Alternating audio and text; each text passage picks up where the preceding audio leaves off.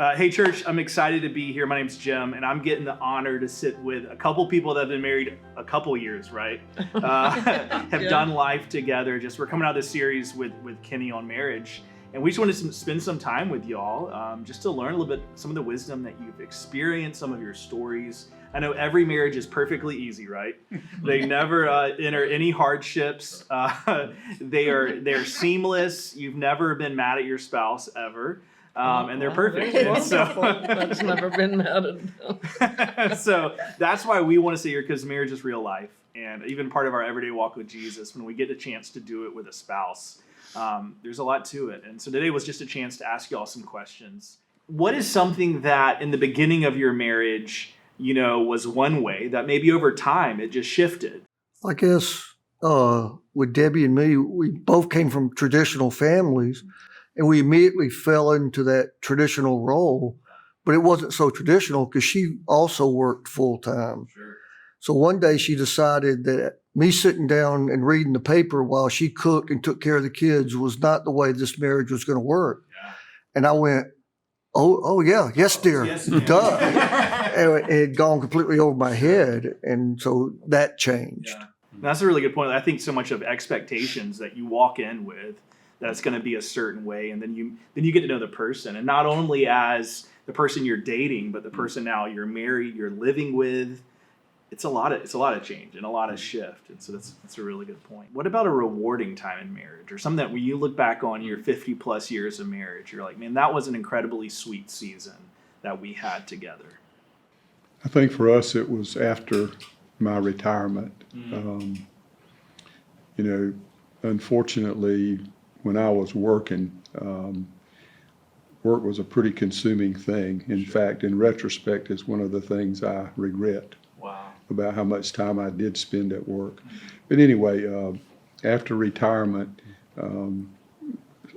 we just had a great sort of a renewal of our marriage and a renewal of our relationship, which was really pretty special. I love that picture. I think oftentimes in marriage too, you're always like, is it ever, is it just going to slow down? I've been with this person all along. Are we going to rekindle some of that love from the beginning? And I love that picture of what retirement's been for y'all and what that rekindling has been. It's been 18 years. 18 years. That's amazing to be able to live back into that. And even just the grace that, hey, we didn't do it perfectly all along, but look at what God's doing in your life now. What has been maybe a challenging time of marriage? If marriage isn't always the ups, would y'all be willing to share a time? What was it like going through a challenging season as a couple? I just wanted to ask you, how old are your children? Yeah, so I have 8, 6, and 3. Okay, you're getting ready to find out. I have 3 girls, and so middle school is looming. Yeah. Okay, because when we talked last night, we all agreed raising teenagers was part of it. That was the hardest time for us. Yes, and brought us to our knees. Yeah. But one time for me was we were living in Charleston. I had a 5-year-old, and he came home one day and said, I've got to go back to graduate school to do the work I want and get a PhD. And I had my dream job, and if I say yes, I lose my dream. Wow. If I say no, he loses his dream. Wow, what a decision. And so he applied at Clemson, and my sister was there. Wow. And he came home one day and said, I got into Clemson. What if we go there and you go to school too? Mm-hmm. And so it was the worst time, and I had a baby there. Yeah. And so then we had 2 kids. We were both going to school, and it was very difficult, but it ended up giving us our career, which became a ministry for us both. That's cool. Yeah. That's even cool how out of a challenging season, what comes. And Jim Dobbs said the goal of raising children is for everybody to get out of it alive. And here we are. And here you are. You are a testimony to that. Yeah, there's another side of it. And that's what I love is even in marriage, how much, it's a journey, I think is a great way to put it. And it is. It's every day is going to look different, but can we look at the end of the day and say, okay, we made it. We're here still together. We, when we were having supper last night, we talked about marriage and the idea of the highs and lows and the seasons, which happen to everyone, and how we felt that the foundation that God sets for us was what was making the difference, was we all were on solid ground despite the ups and the downs and the challenges, that we had faith in common amongst all of our marriages, and that really was reassurance and support and guidance and encouragement. So yeah. So we were talking about before, but just that equally yoked with your spouse and those beliefs. And I know, hey, there's grace and there's mercy in marriages. Not everybody's going to start in that place, but how important that walk is even for you, Ursula, as y'all stepped into that born again place of following Jesus. And so that's But great. see, God wasn't done with us yet, and that was the next phase in our marriage where He called him to go to Africa, Wow. and I was like, wait a minute. Africa. You know, I was willing to Yeah. come and work for a Christian organization Yeah. and give up my job, but this is over the This top. is different. You know. Yeah. But then I remembered that I resisted when he wanted to be a priest, and I thought, well, I can't. Now I'm a believer and a follower of Jesus, and I thought, well, I can't block him a second time. Wow.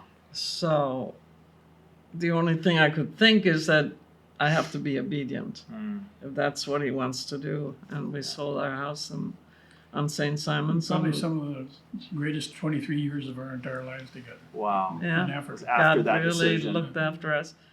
Yeah, I think that shows too. I think often when we get into marriage and it gets hard, or there's this place, it can be like, well, maybe it wasn't meant to be, you know, Yeah. or, you know, maybe this isn't the right person. I think that happens oftentimes. That and, never happened. yeah. And how did, I'm just curious for y'all, like if you ever got to that place that was hard, how did you push through? What was it that helped you push through that, that challenging moment in your marriage? I think underneath all of our emotions and our disagreements or whatever we're going through on the surface, underneath it is love. Wow.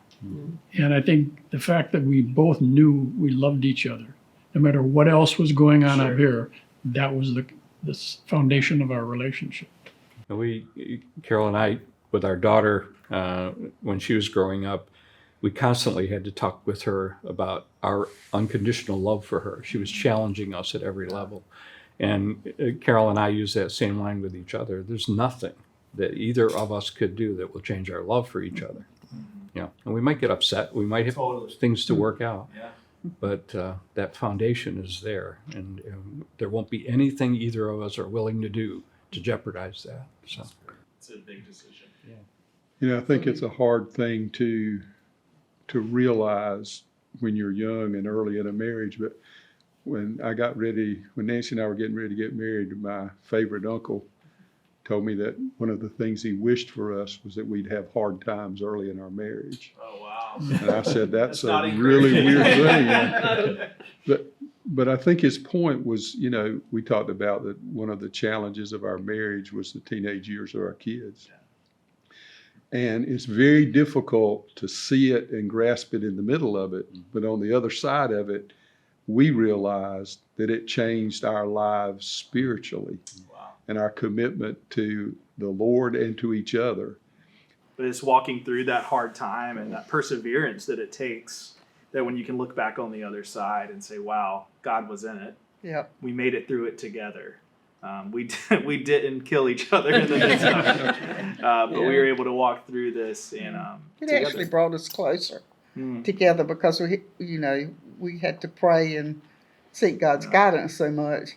But again, He will reward that. In that, we just couldn't be more proud of them now. They're just wonderful human beings. That's a great picture. The thing with Debbie and me, like you said, divorce wasn't an option. Other options came across our minds, but we never exercised. But what she's Sleeping in the doing right, garage. what she's doing right now, we've always been able to make each other laugh, and that's ended a lot of the what we call silly arguments, when it's not really about what you're arguing about. In fact, one day that actually happened to us. It was like we were having a intense discussion. Is that? And I said, Debbie, what are we fighting about? And she says, I don't know. And I said, I don't remember either. And so we just said, okay, high five. Yeah. And we always found a way to diffuse a situation. You learn to communicate over time. And for y'all, any other just tips or advice on communication? How has it changed for y'all in marriage?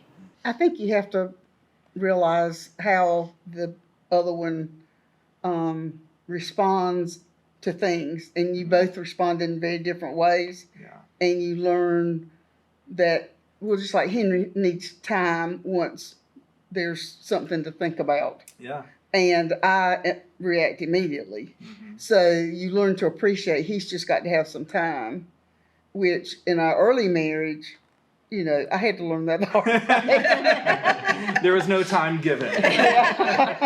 So I just think you learn more about the other person and how they react to things and what they're going to do and what they're going. We've been together so long, I don't know where I begin and where he ends. Nancy talks to think, and I think to talk. And so she'd have all this ammunition and she'd be going at it, and I was trying to process it 1,000 miles a minute. And I think the greatest thing that's happened to us is it used to take me 2 days to get back. Now I try to get back sooner. Oh,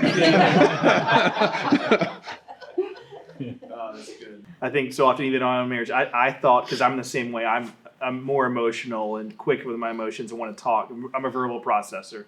My wife's not. And I thought it meant she didn't care because I didn't understand the differences. And as I learned, we process differently. Yeah. I've been able to sit in that and understand, okay, well, how do we find the middle ground in this? And I speak her language just as much as I want her to speak my language. Yeah. And it's great examples.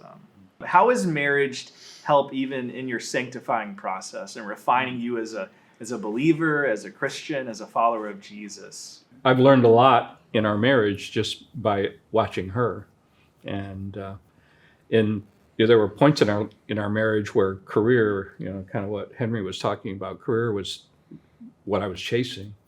And Carol kept a clear view of where God was in all of that, and I was busy with other things. And so I think having two of us working on our spiritual relationship with God it is helpful, and you play on each other, you learn from each other because of that. And so I really admire her, the way she processes and the way she studies, and I'm trying to emulate that even now. So I love that. That even shows how when you're in marriage and you have your head down going one way and your spouse is saying like, hold up, usually you don't want to hear it. Usually you are like, no, I know where I'm going, but the being willing to trust your spouse to speak into the season that you're in and be able to say, hey, something's out of alignment here. And then how do you respond to it? It's really important. I think we've touched on it, but I think one of the greatest gifts you can give to your spouse is to let them know you believe in them, no matter what. Wow. And that works both ways. And I think that's the mutual belief becomes the core of a strong relationship in a marriage. What I think one final question, the question, the secret, what's the secret to marriage sauce. for the secret sauce that every person listening today could have a perfect marriage if they just knew this? Just teasing. But really, what is something you would leave to people just to go from our 50 plus years of being together? Here's something I wish I had known on day one. It's not perfect, but you just, you lean into it, and it becomes better with time. You think the honeymoon's the best, and no, it's looking back after 50 years. We had a 25-year anniversary and a 50-year anniversary parties, and the one common thing was that we had friends from every place we live come to both of those. And that was so humbling, to see these people that we had known, and they talked about our marriage and their marriages. And so we'd always had a strong community. Community is really important in marriage. We have a model. You want to share that with? The biscuit? Yeah. If there's 2 biscuits on a plate and one is burnt, always take the burnt one. Ooh. Except Mom always gets it now. But I think it's a great picture of that servant mentality of, Like a 50-50 marriage, it's Yeah. not. It's 100-100. Yeah, it is. Yeah. that's great. So, And I think that's what even in my own marriage, I've realized my selfishness, and how, no, I want the good biscuit. But for the marriage, for our marriage, part of it is laying down my own desires to serve my partner. I think it's really important that you are friends that love each other deeply, that will take you through some of the hard times, and that commitment of a friend. I kind of feel the same way about friends that I carry over into my marriage, that you love them and you're not going to give up on them. I think one of the key things is to seek what you have in common, seek the common, because you always have differences. Totally. But don't focus on them, focus on what you do have in common, and then build on that. That's great. I think too, trying to really truly appreciate what your spouse values. Only then did I come to realize that what Nancy wanted from me was time. That time was what she valued. Yeah. Didn't make a whole lot of difference what we were doing, etc. It was time. Well, once you have a cognizant recognition of what that is, then you make the choice about whether you want to give it or not give it. And obviously, if you love them, you want to give what they want and what they need. Well, thank you all so much for your time. I feel like I could sit here for hours and just soak up the wisdom in this room. I'm sure you all did it perfectly every time. But just to sit here and hear from real people that have walked this, and it's even like we talk about here at the church, the everyday walk with Jesus. When we're married, we get to do that together. And it is an everyday, we're looking at how this day is going and how we're doing it together as we pursue Jesus. So thank you all for sitting here and sharing with our church. This has been a true blessing. Thank you. Thank you. Thank you.